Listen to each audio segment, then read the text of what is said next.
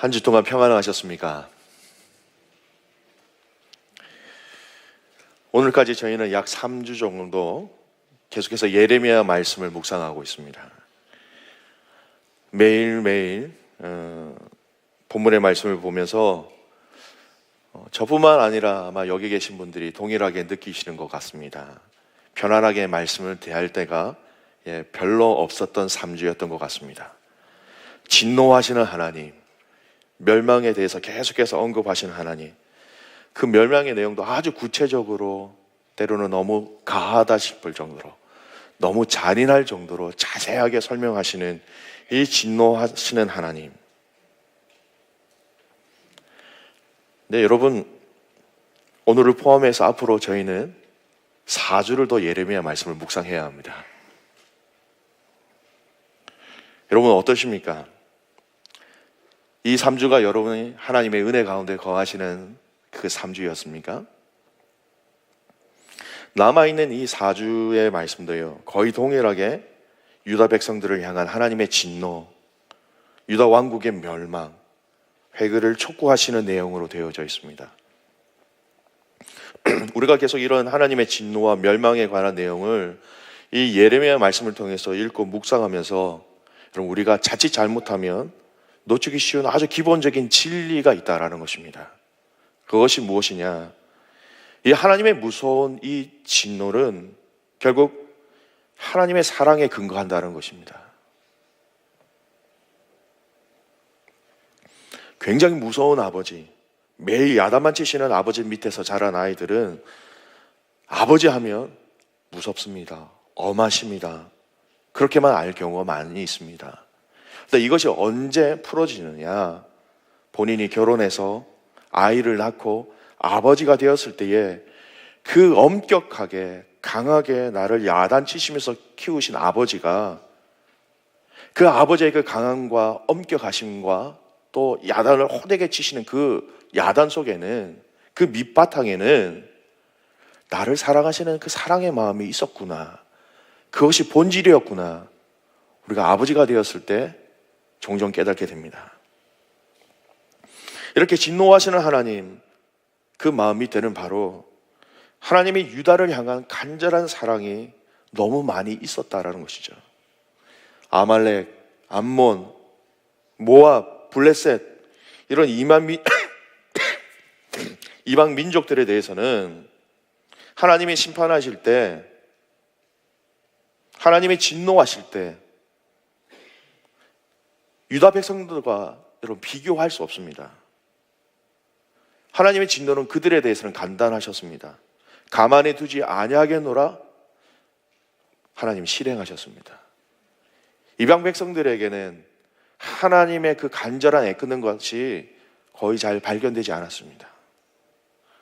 이 예레미야서가 계속해서 하나님의 진노를, 그리고 하나님의 심판을 이야기하시는 것만큼 이 유다 백성을 향한 하나님의 사랑이 깊었다라는 것을 반증하고 있는 것입니다.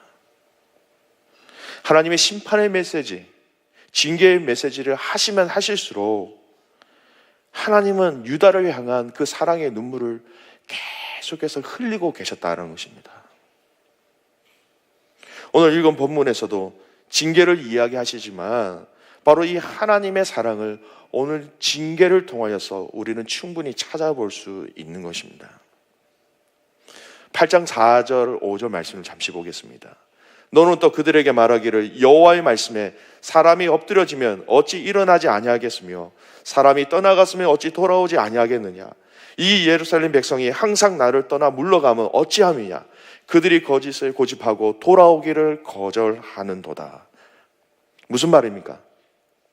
떠나갔으면 당연히 돌아오는 것이 있어야 되는데, 제비도 두루미도 비둘기도 제 집을 알고 돌아오는데 너희는 왜 나에게 돌아오지 않느냐. 여러분, 제비는 우리가 한국에서 살았기 때문에 때가 되면 제비가 왔다 갔다 하는 거 알지 않습니까? 노아의 방주 때 비둘기를 보낸 거 보십시오. 비둘기는 본 집으로 돌아오는 모성 본능이 있기 때문에 떠나가더라도 다시 오지 않습니까? 창조물은 이런 창조의 질서를 지켜가는데 너희는 왜 나에게로 돌아오지 않고 있느냐. 근데 여러분, 한글 성경에는 표현이 잘 안 나와 있지만 히브리어 성경을 좀 보면 이 구절에는 반복적으로 사용되어지는 단어가 있습니다. 흔히 우리가 얘기하는 언어 유희라는 것인데요. 우리가 한국말에는 이런 말이 있죠. 잘한다, 잘한다. 외국 사람이 들으면 굿잡, 굿잡 이렇게 이해할 겁니다. 근데 한국말을 아시는 분들은 잘한다, 잘한다 했을 때 무슨 뉘앙스입니까?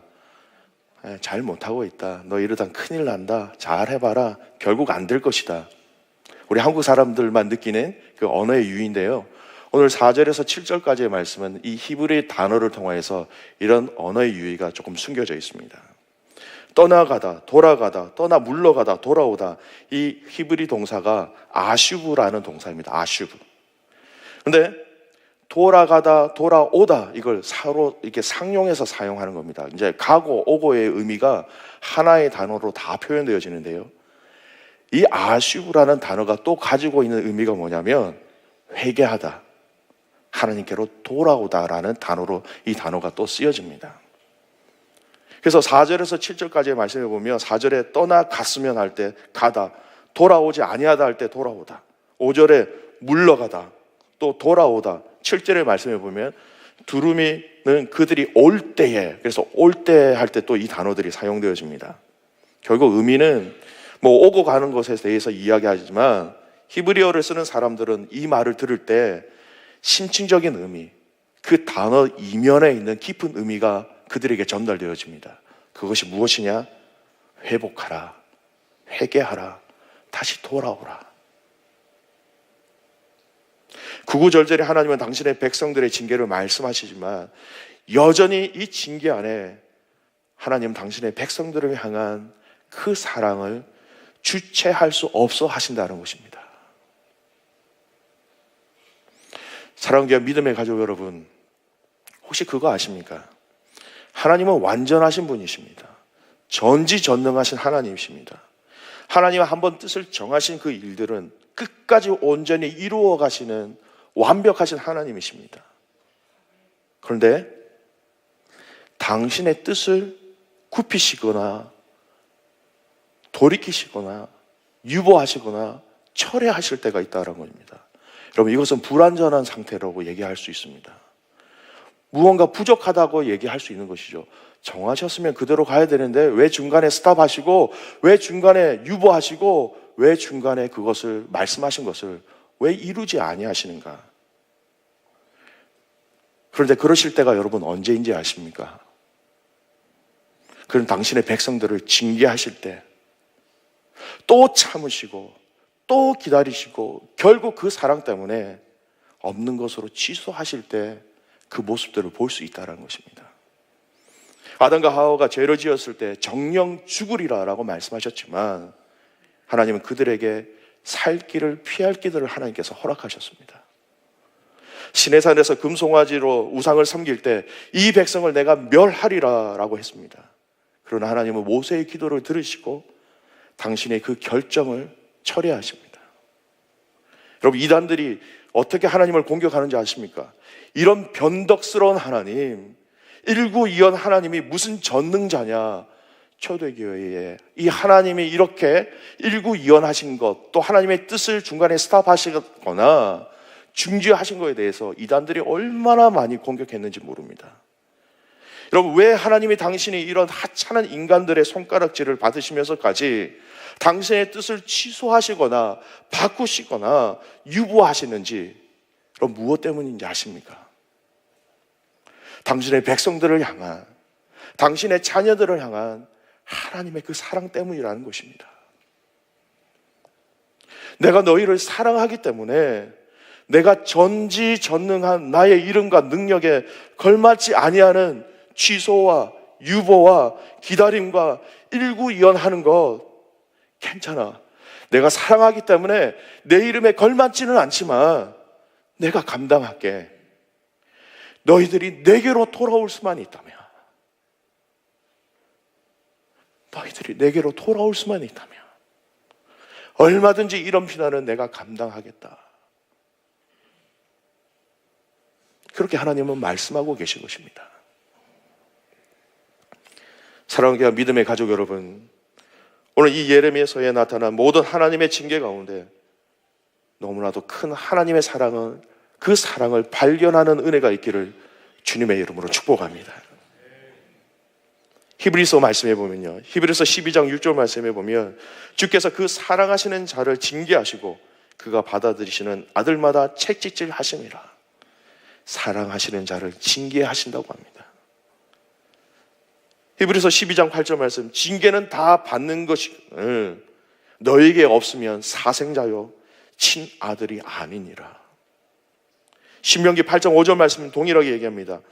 너는 사람이 그 아들을 징계함 같이 내 하나님 여호와께서 너를 징계하시는 줄 마음에 생각하고.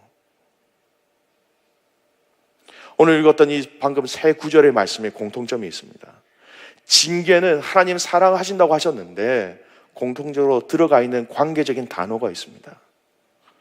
우리와 하나님의 관계를 아버지와 아들로, 아버지와 친아들의 관계로서 말씀하고 계신 것입니다.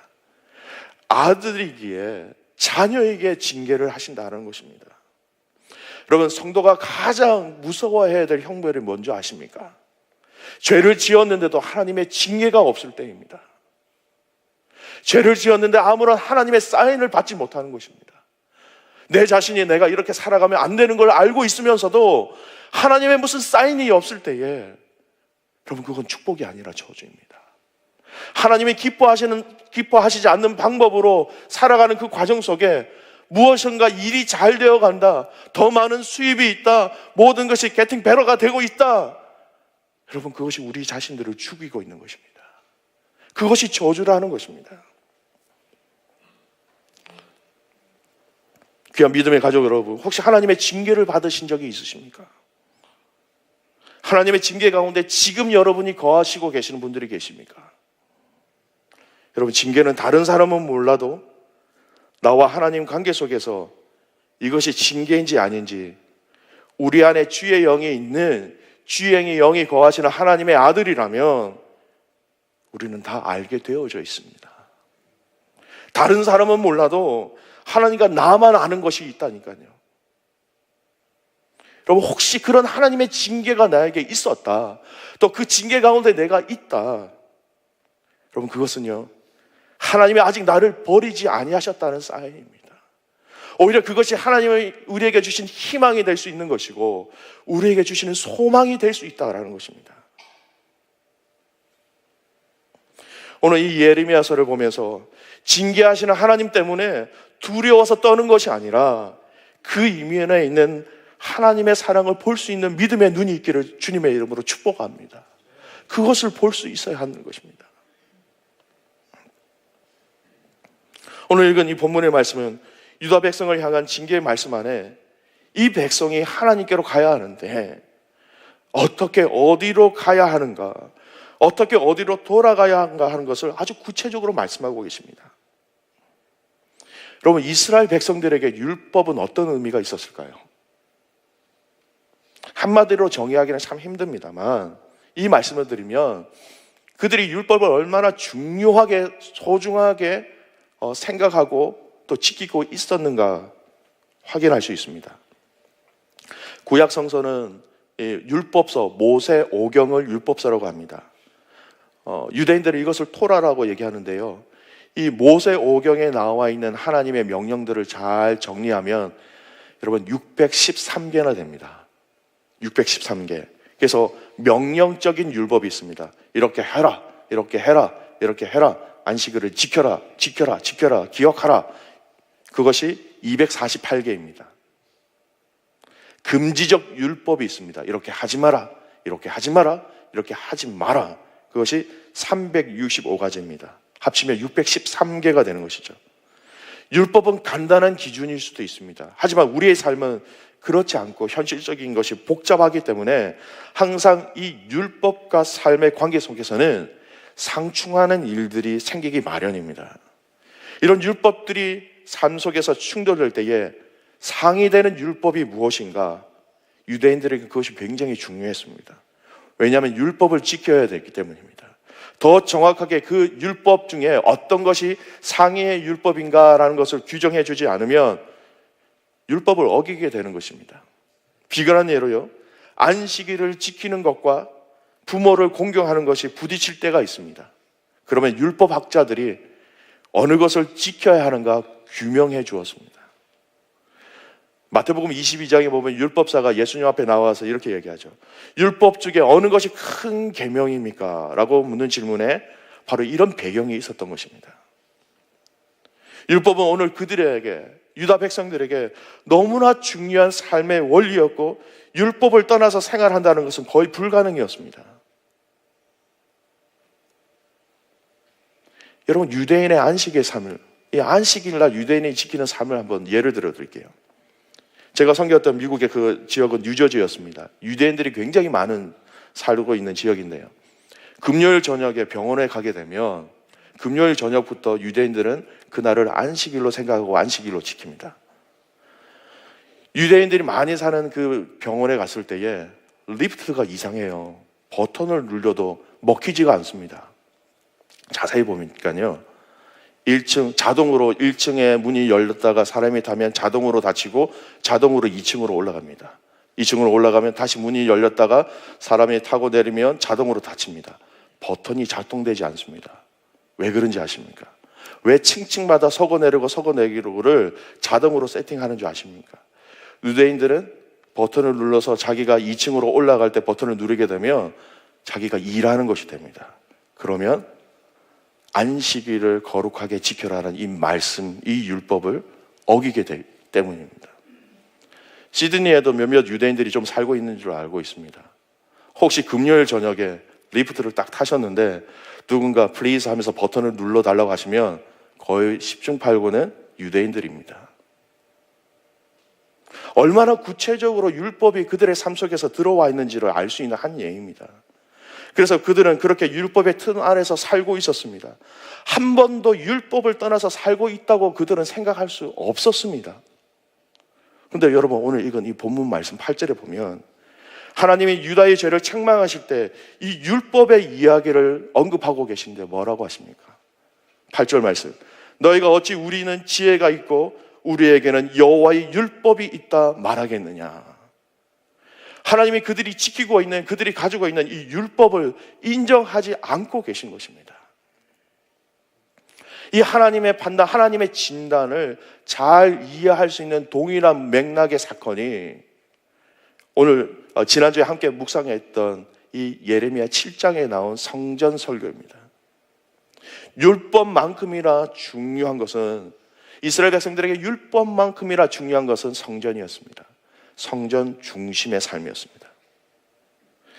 하나님이 예레미야에게 이 예레미야 7장을 통하여서 예배 드리러 이 성전 성문에 나오는 사람들을 향하여서 이렇게 외치라고 말씀하십니다. 예레미야 7장 4절 말씀, 너희는 이것이 여호와의 성전이라 여호와의 성전이라 여호와의 성전이라 하는 거짓말을 믿지 말라. 도대체 이게 무슨 의미입니까? 아니, 성전이 있어서 하나님 앞에 성전에서 나와서 예배 드리러 나왔는데 이것이 성전입니다 하는 이 거짓말을 믿지 말라. 눈에 보이는 성전이 있는데 이것이 성전이라는 것을 믿지 말라. 그럼 도대체 이걸 어떻게 이해해야 합니까? 3절 말씀에 보면 하나님이 예레미야를 통해서 그렇게 말씀하게 하신 이유가 있습니다. 너의 길과 행위를 바르게 하라. 그리하면 내가 너희로 이곳에 살게 하리라. 너의 길과 행위를 바르게 한 다음에 이 성전에 나와서 하나님 앞에 예배하라는 것입니다. 너의 행위, 너의 길이 엉망진창인데 여기 와서 예배 드린다고 할 때에 이 성전은 더 이상 성전의 기능을 하지 못하고 있기 때문에 더 이상 이것은 성전이 아니라는 말씀입니다. 성전은 있었지만 성전에 오는 백성들의 삶은 전혀 하나님과 상관없는 삶을 살았다는 것입니다. 여러분, 이것처럼 오늘 하나님의 진단은 바로 그 유대인들에게, 이 유다 백성들에게 율법을 알고 있고 율법을 지키고 있는 듯 하였지만 아무 능력이 없는, 하나님과 상관이 없는, 하나님을 존중히 여기는 본질들이 다 훼손되어진 율법이었다는 것입니다.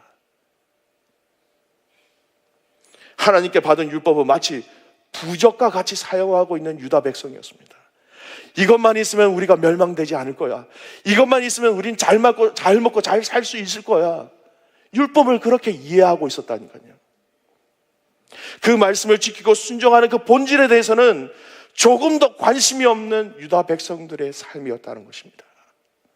그저 그들이 얘기하는 것은 우리가 선민이기 때문에 우리는 율법을 받았다는 것만 자랑하는 것 외에는 율법이 그들에게 미친 영향은 하나도 없었다는 것입니다.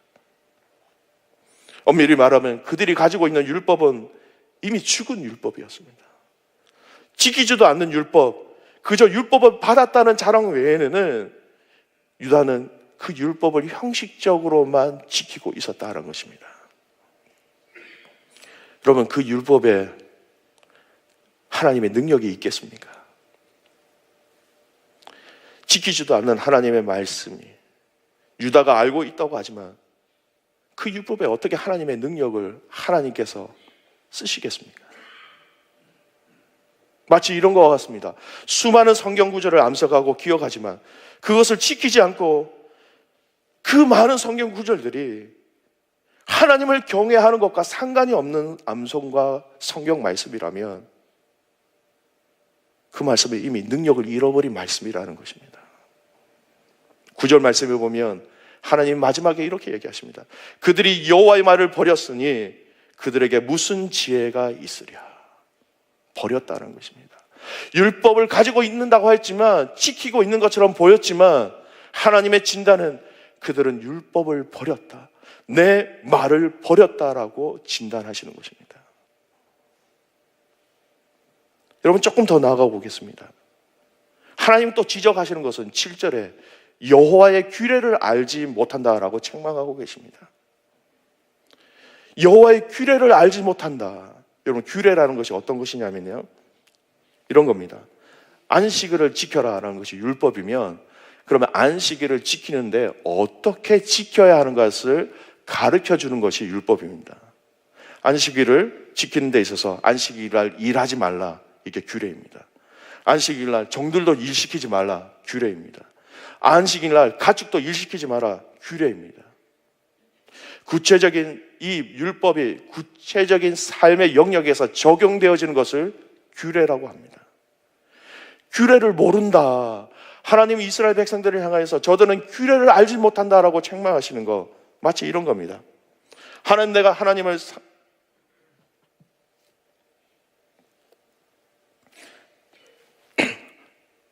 내가 하나님을 사랑하겠습니다 결단하지만 그 하나님을 사랑하는 그 사랑의 방법을 모르는 것입니다. 제가 하나님 잘 섬기겠습니다 그렇게 결심합니다.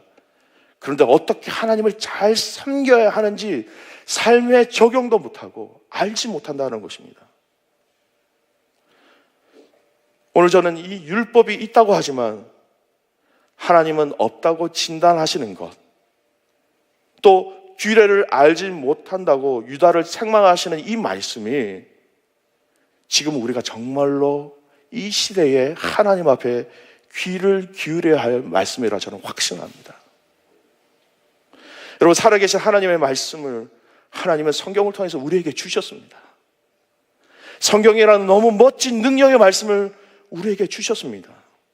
근데 오늘날 왜 우리는 이 살아계신 하나님의 말씀을 제대로 받지도 않고 제대로 읽지도 않고 제대로 반응하지 못하고 있는 삶이냐라는 것입니다. 살아계신 이 성경 말씀을 통하여, 이 하나님의 말씀을 통하여 우리는 얼마든지 하나님이 누구이신지 말씀을 통하여 우리는 알 수 있습니다. 우리가 무엇을 해야 하는지, 어떻게 살아가야 하는지 말씀은 너무나 세세하게 자세히 우리에게 말씀하고 계십니다. 근데 중요한 것은 우리가 그것을 읽어야 말이죠. 그것을 묵상해야 말이죠. 말씀을 인정해야 되는데 그 말씀을 인정하지 못하는 것뿐만 아니라 알고 있는 그 말씀이 내 삶 속에서 전혀 적용되어지지 아니하는 그러한 삶을 이 시대에 우리가 살고 있다면,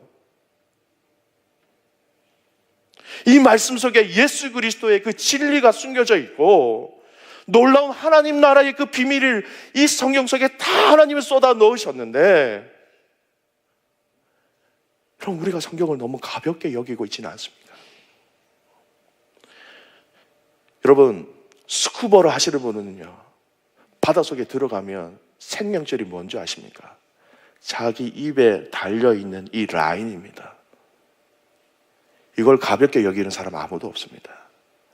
들어가기 전에 3번, 4번 점검하고 물에 들어가 있는 동안 이것을 놓치지 않기 위해서 입으로 꽉 물고 있는 거 아십니까? 말씀이 생명이라고 얘기하지만 왜 이 말씀을 놓고 계십니까? 말씀이 하나님의 영광을 나타내는 진리의 말씀이라고 얘기하지만 여러분 왜 말씀을 읽지 않습니까? 오늘 우리가 이 예레미야 말씀을 읽고 묵상하는 이 기간에 여호와께로 돌아가자라고 함께 찬양하고 기도하는 이 기간에 저는 저와 여러분이 먼저 살아계시는 이 하나님의 말씀으로 돌아가는 은혜가 있기를 주님의 이름으로 축복합니다. 성령의 도우심이 필요합니다. 우리가 말씀으로 돌아간다는 것은 결국 성령 하나님의 도우심이 필요합니다. 칼빈은 이 부분을 이렇게 정의를 내립니다.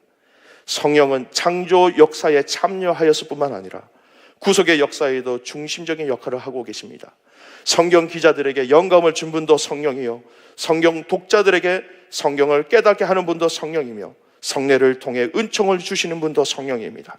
성령의 은밀한 활동에 의해서 우리는 그리스도와 그의 모든 축복들을 향유하게 됩니다. 무슨 말입니까? 살아계신 하나님의 말씀으로 돌아가야 합니다라는 그 의미는요, 성령의 도우심으로 말씀 안으로 들어가야 한다는 것입니다. 성령의 조명하심으로 이 말씀을 읽어야 한다는 것입니다. 성령의 함께하심으로 이 말씀 안에 있는 이 생명에 우리의 라인이 컨택이 되어져야 한다는 것입니다. 아무리 좋은 전자기구가 있다 할지라도 스위치에 꼽혀져 있지 않으면 죽어 있는 거 아닙니까? 아무리 값비싼 냉장고를 내가 가지고 있다 하더라도 플러그가 꼽혀 있지 않으면 무슨 쓸모가 있습니까? 오늘 이 시대에 우리가 하나님의 말씀으로 돌아가야 한다는 것, 바로 이 두 가지, 하나님의 말씀과 성령이 함께 역사하시는 이 경험을 우리가 체험할 때에 진정으로 우리가 하나님의 말씀으로 돌아간다는 것입니다. 에베소서 6장 말씀에 보면요, 우리가 영적인 무장에 대해서 쭉 나옵니다. 근데 6장 17절에 보면 성령의 검, 곧 하나님의 말씀을 가지라고 말씀하십니다. 성령과 하나님의 말씀은 결국 사실상 하나라는 말씀이에요. 성령으로 기록되어진 성경은 성령이 또한 조명해 주셔야 깨달을 수 있는 것입니다. 하나님의 영이 하나님의 영이 이 말씀이 우리가 대할 때에 하나님이 직접 그 말씀에 대해서 증거해 주시고 깨닫게 하시고 이해하게 하신다는 것입니다. 이 경험이 있어야 합니다. 이 은혜를 알아야 영적으로 숨을 쉬고 있는 것입니다. 이 은혜를 알아야 우리가 끊임없이 하나님 앞에 기도할 수 있는 것입니다. 이 은혜를 경험해야, 이 값진 비밀을 경험해야 예수 그리스도가 내 삶에 어떠한 분으로 모시고 있는가를 살펴보고 깨달을 수 있다는 것입니다. 계속해서 말씀에 관계된 자들을 책망하십니다. 평강하다, 평강하다니 평강이 없도다. 8장 10절, 11절 말씀. 그들은 가장 작은 자로부터 큰 자까지 다 욕심을 내며 선지자로부터 제사장까지 다 거짓을 행함이라. 그들이 내 백성의 상처를 가볍게 여기며 말하기를 평강하다, 평강하다 하나 평강이 없도다. 모든 백성들이 다 욕심을 가지고 있다고 합니다. 특히 선지자, 제사장들이 거짓 메시지를 주고 있는데 이스라엘 백성들을 향하여서 평강하다, 평강하다, 모든 것이 좋다라고 얘기하고 있는 것입니다. 여러분, 선지자와 제사장들이 왜 이 잘못된 진단을 백성들에게 하고 있습니까? 그들에게 주의 영이 떠났기 때문입니다. 주의 영이 떠났기 때문에 선지자와 제사장들이 어떻게 하나님의 뜻을 발견하고 깨달을 수 있겠습니까? 어떻게 율법을 하나님의 뜻으로 해석하고 가르칠 수가 있었겠습니까? 그러니 다른 진단을 하고 있는 것입니다. 백성들을 향하여서 정신 차려야 한다, 우리가 하나님께로 돌아가야 한다, 그렇게 외쳐야 될 선지자와 제사장들이 주의 영이 떠난 그곳의 말씀을 그냥 인간적으로 묵상하다 보니까 괜찮다, 괜찮다, 더 이상 하나님의 음성을 들을 수도 없었고 더 이상 하나님의 말씀을 깨달을 수도 없었던 것입니다. 사랑하는 귀한 믿음의 가족 여러분, 오늘 우리가 하나님의 뜻을 발견하고 그 하나님의 마음을 제일 잘 알 수 있는 방법이 있습니다. 말씀으로 돌아가십시오. 이 말씀을 주의 영이 풀어주셔야 우리가 깨달을 수 있고요, 그래야 우리의 삶에 적용할 수도 있고, 그래야 이 말씀을 지켜 나갈 수 있는 것입니다. 여러분, 성경을 직접 펴고 성경을 대면하십시오. 성경을 읽으십시오. 말씀을 통해 하나님을 만나시는 은혜가 있기를 다시 한번 주님의 은혜로 축복합니다. 여러분, 인터넷에 수많은 설교가 있습니다. CDN 안에도 수많은 특화된 훈련들이 참 많이 있습니다. 경건의 유익이 있음을 인정합니다. 그런데 여러분, 부정적인 것도 얼마나 많은지 아십니까? 말씀의 이 본질로, 말씀으로 돌아가지 아니하고 그런 방법들을 취하여서 내가 영적인 공부만 받는다고 그러면 여러분, 믿음의 기초가 없습니다. 누가 뭐라고 이러더라, 우르르 몰립니다. 누가 뭐라고 이러더라, 우르르 이쪽으로 몰립니다. 뭡니까? 말씀을 통해서 직접 성령의 깨달음을 통하여서, 성령의 조명을 통하여서 내가 이 말씀을 통한 확실한 하나님의 뜻을 발견할 때에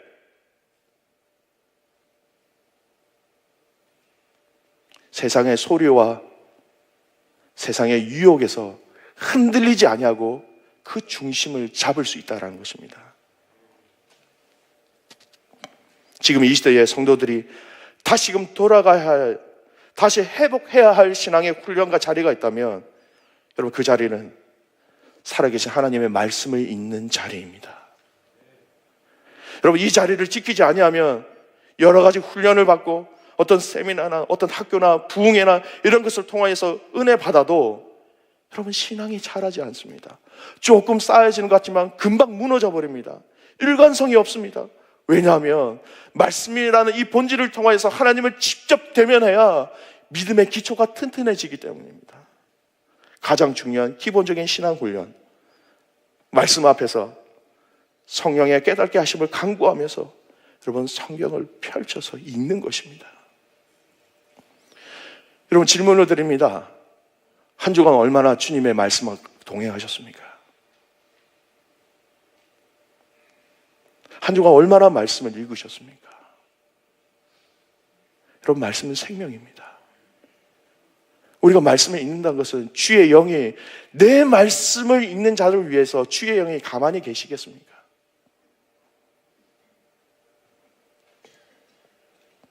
말씀을 통해서 직접 주의 영을 통해서 하나님을 직접 대면할 때에, 그리고 그 경험이 있고 그렇게 자라날 때에 그 사람은 더 이상 이제 사람을 의지하지 않습니다. 더 이상 환경을 의지하지 않습니다.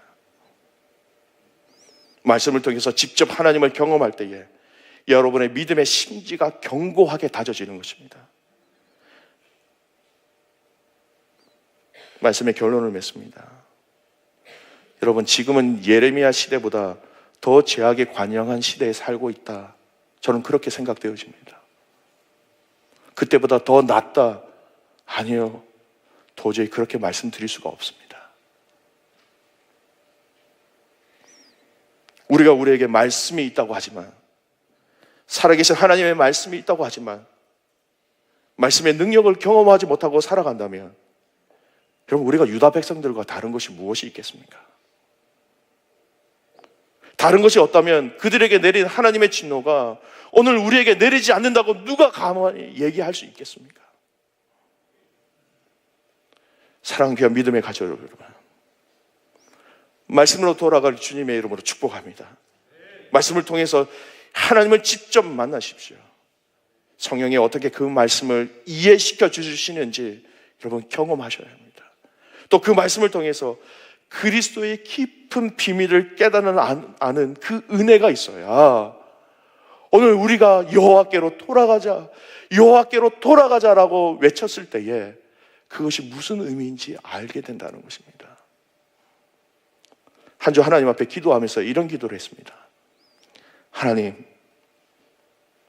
앞으로 4주 동안 예레미야 말씀을 계속해서 저희들이 묵상하는데 남아있는 그 말씀 가운데 진정으로 사랑하는 믿음의 가족들이 여호와께로, 하나님께로, 주님께로 돌아가는 은혜가 우리 이 공동체 안에 넘치게 하여 주십시오. 여러분, 그 첫 번째 스텝이 말씀으로 돌아가는 스텝입니다. 앞으로 남아있는 그 기간 동안 하나님 참 놀라울 정도로 무엇으로 돌아가야 하는지 주일 말씀마다 잘 준비해 주신 것들이 있어요. 그 첫 번째가 무엇이냐? 여러분, 말씀으로 돌아가십시오. 다른 어떤 것보다도 말씀으로 먼저 돌아가십시오. 수많은 인터넷에 있는 여러 가지 다른 목사님들의 설교를 듣는 것도 중요하지만 여러분, 다른 것이 더 많이 있습니다. 종말론이 다르고요, 교회론이 다른 것들이 너무나 많이 있습니다. 그런 잡다한 것들이 우리 머릿속에 들어오는 것보다도 순수한 이 하나님의 말씀을 읽고 묵상함으로 성령에 깨닫게 하여 주시는 그 음성으로 반응할 때에 그 반응이 여호와께로 돌아가는 첫 발걸음이 될 것입니다.